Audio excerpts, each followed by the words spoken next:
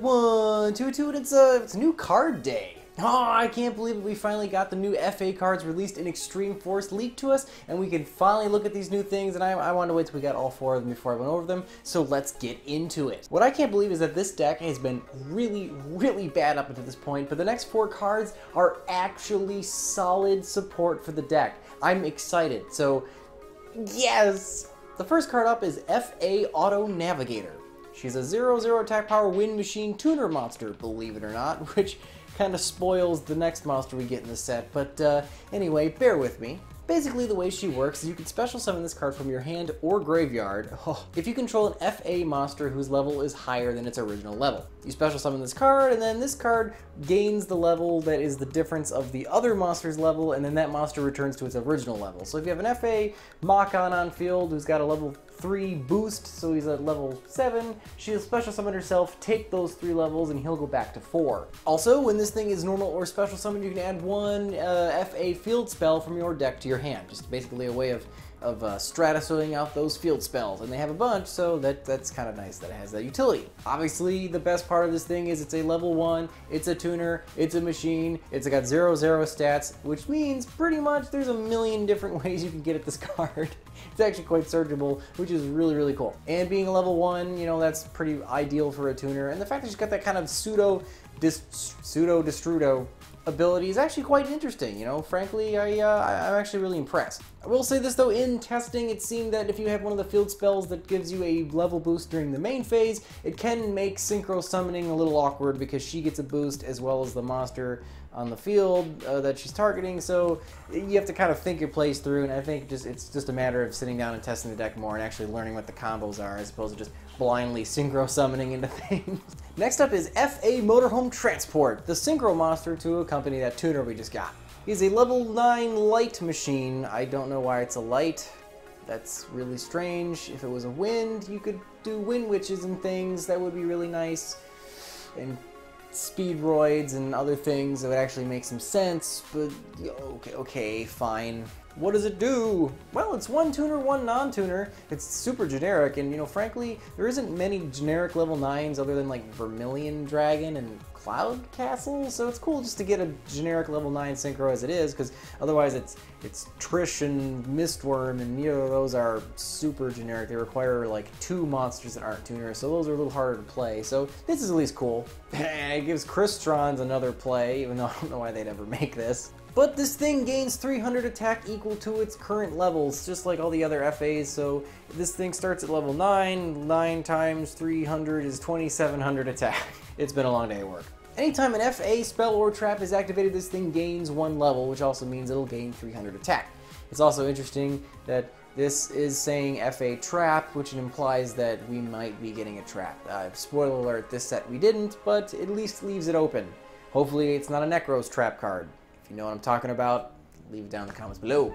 And this thing gains effects once it starts getting higher levels, a lot like the other FA cards. If it's level 11 or higher, it cannot be destroyed by battle or card effects, which is really solid, making this thing kind of that big unkillable boss monster the deck actually kind of needs. And if it's 13 or higher, yes, monsters can get higher than level 12. They're not printed it that way, but they can become higher than 12. If this thing is level 13 or higher, once per turn it can target an FA in the graveyard and bring it back to the field, which is crazy because if it was synchro summoned, that heavily implies there's an FA in the graveyard that was at least used to make it, if not other monsters you've sent there after the fact. So it's got some mild swarming ability, and the FA deck is kind of a stun deck because most of the monsters have floodgatey abilities, so it's kind of neat that this thing can get one back, so you can get the boss monster as well, get your Mach-On back or something to get that Dark Law effect back. So it swarms a little, but it basically just maintains your floodgate monsters, which is kind of what I think the idea of the deck is supposed to be. And it wouldn't be FA support if we didn't get another field spell we don't need. However, this one's really solid and pretty much replaces the other one. Increase all the levels of FA monsters you currently control during your main phase and battle phase by 2, which means this replaces the other 2 previous ones, which only did main and only did battle, although they do have additional effects that you might want. But this one overall, its blanket of level boosting ability just has much more utility. FA monsters you control cannot be targeted by your opponent's card effects. What? Oh my god, they spiral resorted it. Ugh. Now your freaking motorhome can't be killed by battle and card effect, and it can't be targeted. What a pain in the butt for that thing to be dealt with. Obviously, you can still kaiju the thing, but you can say that about any boss monster. But hey, that makes Motorhome a pretty solid boss monster. As well as comboing this thing with Mach on, turning it into an untargetable Dark Law. Wow, it's almost like it's a deck now. And like the other field spells, when it's destroyed by a card effect, you can add one FA card from your deck to your hand, which again seems really strange because the deck doesn't have any way of destroying its own cards. Well, it didn't until now. The final card to be linked. The final card to be... The final card to be leaked is FA Test Run. Presumably, it's the back of the motorhome thing. At first, I thought it was a garage, but I think it's supposed to be back of the motorhome thing. And it's like actually a transport vehicle. They're just calling it motorhome because somebody doesn't know cars and trucks very well. What does it do? Well, it's a quick play spell. Yes! It makes sense that all the non-field spells in the deck so far have been quick play spells, being that it is a race car theme and everything wants to go fast, so quick play spell. Although that really doesn't take into account the fact that the deck actually is a slow control deck. Anyway, what does the quick play spell do? Target 1, FA you control changes battle position, and if you do, destroy one card on the field. Oh, yes! Hey, non-targeted destruction. That's okay. The fact that you get to choose the card destroyed during the resolution of the effect means your opponent's gotta play what do I want to chain in order to keep and make sure it gets off, and what do I want to potentially let die, which is kind of like your Spellbook of Fate thing. That kind of mind games is always good. I like that whole pick on resolution thing. Good card design. And if popping one card on the field wasn't good enough, you might as well pop two. You can banish this card during your main phase, which is, you know, that's kind of sad. To destroy one face-up card you control, to summon one FA from your deck. Because you can't have a +1. That would be sad. Or can you? Obviously, the effect here is supposed to pop your face-up field spells, which lets you summon one from the deck and then search a card, kind of mitigating the lost card advantage. And actually, what is that, going plus? Yes! Combine this with FA Pit Stop, which is another card that'll eventually get you a rolling +1 a la good Goblin Housekeeping, which means the deck now has quite a bit of draw and swarming power, which is really neat. All it needs now is a quick play Rhoda to actually get the initial monsters you want to your hand, and then we might actually have a deck on our hands. So let's check out a build that I threw together before making this video to kind of give you guys a starting point and kind of see where my head is at with what the deck is supposed to be doing. Is this recording? Alright, this is the FA deck that I kind of am tooling around with, because that's really what you do with this deck, you tool around with it.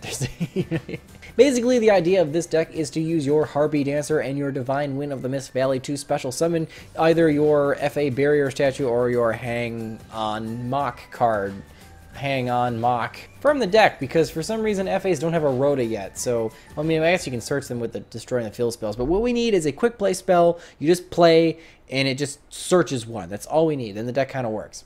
But this is kind of my way of getting around it. And because you're just playing a menagerie of field spells, we got our set rotation and our Destrudo in here with our Dragon Ravine thing, so that you can go into Ancient Fairy Dragon and pop the field spells, get a search, and then get another field spell. It's kind of cool. It gets you kind of that plus, that what do you call it? A Cosmo kind of thing. And other than that, it just kind of pretty much plays pretty standard. Obviously a good play would be get your Hang On Mach and your Barrier statue on the field, and that would be a pretty solid lock because this thing's a Dark Law. And then we're playing the new ones because the new field spell is pretty solid. We're playing 3 of the Auto Navigator because she's also pretty solid. I like the limiter removal just for kind of some Oki play, some OTK plays, because you just gotta push for game, and you know these guys get pretty big, so doubling their attack is, you know, actually that's pretty solid. I like Whip Crosser as well because it kind of is an anti-hand trap card. I'm still not convinced Turbocharger is any good because I still don't know any idea how we're going to summon it in this deck. Oh, and the new FA test run, I put it to, because it's a once per turn, at 3 it's kind of cloggy, even though, like I said before, it's a non-targeting removal, and the summoning from the deck is also really solid, so you could put this at 3 if you want. I don't know, but the Pit Stop and the Downforce are solid 3-0s because, you know, I don't think Pit Stop doesn't really work at 3, or work at anything less than 3, and then your Downforce is just, it forwards the game state, so that's kind of where I'm going with it. Oh, and last but not least, this high speedroid ass paddle card here actually modulates levels, and it's a wind synchro. So there might be something there. And before you start crapping at me about marshalling field, yeah, it does kind of work. It's just really slow, and I think it might be bugged because you can't seem to activate on your opponent's turn. So I just decided not to test it if it's not going to work. But that's the deck there. All right, guys, that was the new FA cards. I'm actually really excited to know what the last set of these are going to be, because if, you know, the first two sets have been bad, if the last two sets can be really, really solid, we might actually have a decent rogue deck on our hands. And all those people that said the deck was garbage and all laughed at it, myself included, can eat their shorts. Anyway, guys, let me know in the comments below what you guys think of the support. I think it's really awesome. And remember, guys, if you don't troll the meta, who will? I'll see you guys next time. Oh, hey losers. What are you waiting for? Hit that subscribe button. Wanna watch something else? Hurry up and choose one of these. Ugh. When are you gonna make a choice? This year would be nice.